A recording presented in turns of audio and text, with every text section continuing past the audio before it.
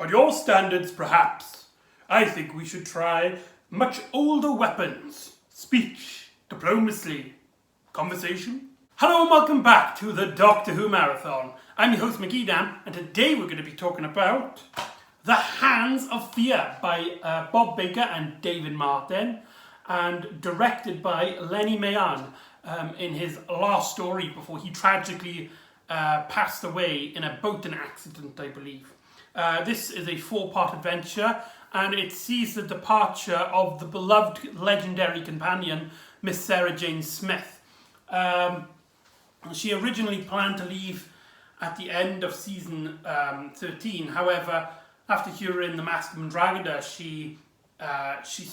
Elizabeth Sladen stayed on, and this was to be the story.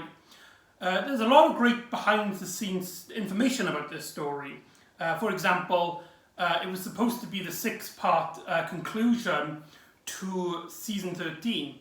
However, there were some script problems which Philip Hinchcliffe and Robert Holmes weren't happy with, and so they changed. They pushed it back to get the necessary rewrites it needed. It was also supposed to feature the Brigadier and Harry Sullivan, and it was actually supposed to be the last appearance of the Brigadier, as he was meant to be killed off. This was one of the aspects that Robert Holmes didn't like. Robert Holmes was the script editor to Philip Hinchcliffe, and so we get this story as it is, and let's just delve right in. The story sees the Doctor and Sarah Jane land in a quarry, an actual Earth quarry, not disguised as an alien planet this time. So that's really cool. However, they arrived at the wrong time, as some people are about to set detonations off. Don't know if it's ever explained why. Maybe they're just testing the bombs, or maybe just moving rubble and stuff. But either way, the Doctor and Sarah Jane get collapsed into the rubble, and Sarah Jane, thinking she can see the Doctor's hand, grabs for a hand, only to realise that it is a stone hand with a ring on it that's been buried in the rubble for thousands of years. And what's really great about this story is that it's realistic feel. It's a lot more grounded for the most part when it comes to other classic Doctor Who stories. And this small adventure has a great variety as we're taken to different places. As we start off in a quarry, we then go into a hospital, a pretty decent hospital and set design.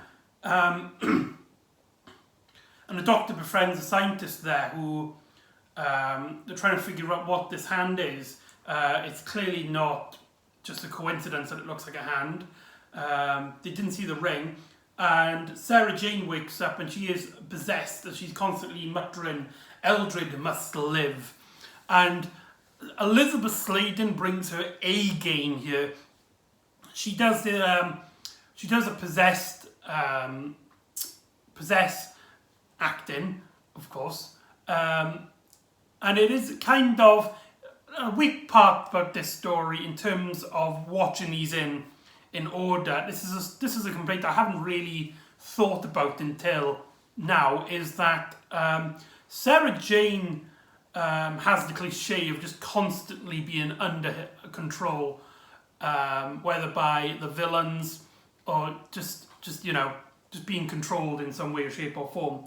And this story continues that. However, they decide to do something a little bit different. This time, she's not trying to disguise it as to try and trick the Doctor into believing that she's alright.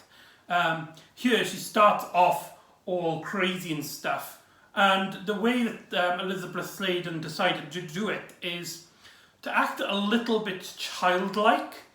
And she does this really weird stare, this weird thing with her eyes where she's constantly like that. And it really works really well. and you really believe that Sarah Jane is under a control of a mythical being. And I like that there's scenes where she escapes from the hospital. She does this with her mouth as if like a kid, eager, and then she has this ring and she wears it like the wrong way around, and she surprises people and shoots them with like a blue light. When she goes into a nuclear reactor, she just sits there and like a child, like puts her arms like that, and it's just like, Eldred must live, Eldred must live, like that. It's like really, really creepy. So like I said, Sarah Jane has gone into a nuclear power plant, and to bring the realism out of this story, they actually filmed on a real-life nuclear power plant, which gives the story a really realistic feel. And it doesn't, I can't stress enough how well this helps set up the dangers. As the Doctor slowly starts befriending the director of the power plant, Director Watson, and he has a very small part in terms of story, but he does a very good job at setting out a lovable, nice character. He starts off like just your average guy, and usually Doctor Who puts this character as a very greedy individual who only thinks about production more than people. But here, Watson is actually very forceful of his people. He's the first people to suggest they should evacuate, and when they need somebody to stay behind, he's the one who stays behind. And there's a really dramatic scene in which he calls up his family and his daughters on the phone, and he's like, can I speak to Mummy just to let her know that I might be a little bit late coming home tonight. So I'm really happy to hear that, to see that he survived this story. Though he has a very small part, it's a very nice little piece there.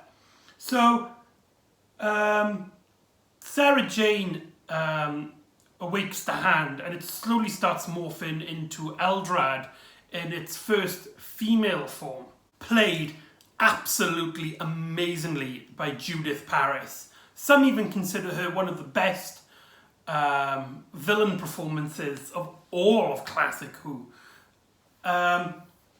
Yeah, she does deserve that mantle. She does a very good job at not only showing how threatening and how dangerous Eldred can be, but also make her kind of sympathetic, and how she felt betrayed, and she doesn't really understand why people fear her. The first time we really meet her is just after Watson had sent missiles onto the base, onto the nuclear power plant to try and destroy Eldred, but she absorbed the energy missiles, and when she first meets the Doctor and Sarah, she's like, why did you send missiles at me? So she's not ruthless. And this is a very unique situation in which the Doctor and the villain actually make a deal with each other. The Doctor would take her back to her home planet. He can only take her in the present. He can't take her back in time and try and change history. To which she reluctantly agrees. However, Watson, fearing for his life and the danger of Sarah and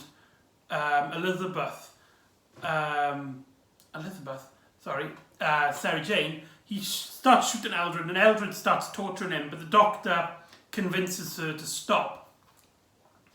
And so, yeah, we get some really great moments here. However, there's a bit of a pacing issue when it comes to this aspect of the story. Going back a bit into the story, we get a lot of padding as Sarah Jane gets cured, but some other guy gets hypnotized, and for some reason he keeps going in and out of this nuclear reactor room, only for the last time for him to actually bring the hand out and cure Eldred. And there's a lot of boring editing choices in which the Doctor and Sarah are just chasing each other. Sarah Jane is just going into the power plant and the Doctor's chasing her by a car, and it just cuts between those two for like 10 minutes. It is a bit of a big complaint, but it's small in terms of how well it does other things. So the Doctor takes Eldred back to her planet, and she sets off a booby trap that kills her. And so she tells the Doctor that there's like a regeneration room, and it will cure her. And so they set off to this place. I really like the set design and the set work on this place, but it does kind of jar with the more realistic elements of the previous 3 episodes. Eldred loses his female form and goes into a male form, played by, I can't remember the guy's name, but he played Omega in The Three Doctors, also written by Bob Baker and David Martin, and he also played Azal in The Daemons. And out of his big 3 roles, he also played an Ogron somewhere, but I can't remember where he was. In terms of his 3 big villain roles, this is easily his weakest, as when Judith Paris leaves the role and the male form takes over, the empathetic Eldred is gone and replaced with a evil, brine-blessed creature who just constantly shouts, and his design, I think it looks really cool, but a lot of people think it looks very restrictive in terms of acting, and I do kind of see why. There's a big block over his head, it covers his shoulders as well, so he can't really move his neck, so he has to rely really on doing this a lot. And the makeup makes his face really dark, so apart from really his eyes, there's not a lot of emotion there, so he's constantly doing this, and it's like and the way he's defeated as well is incredibly disappointing, as this whole time he's building up that he's going to conquer his home planet, and it turns out then he's now the king of nothing, he's the king of dusk because all of his people are dead, and he threatens that he's going to take over Earth, and Sarah and the Doctor run, and they go, before they get into the regeneration chamber, they have this like bridge with a pit underneath it, you know, bridges like, and what they do is that they tie the Doctor's scarf to one end, and Eldred falls to his death, not realising that despite living there his entire life, there was a pit that could have fallen to his death. So even if the Doctor didn't trip him up, he could have just died just by being a bloody idiot. So that's a really, really disappointing to the ending of the story, the narrative of the piece. And it does, in my opinion, really hurt this adventure, as the main aspect of the story is Eldred and just the build up to how evil and how powerful she or he is. However, the story is not known for its depiction of Eldred. It's known for being the departure of Elizabeth Sladen as Sarah Jane Smith. The last scene isn't actually written by Bob Baker and David Martin. It's actually written by Tom Baker and Elizabeth Sladen with permission from Robert Holmes on his outline, making this scene a really personal ending.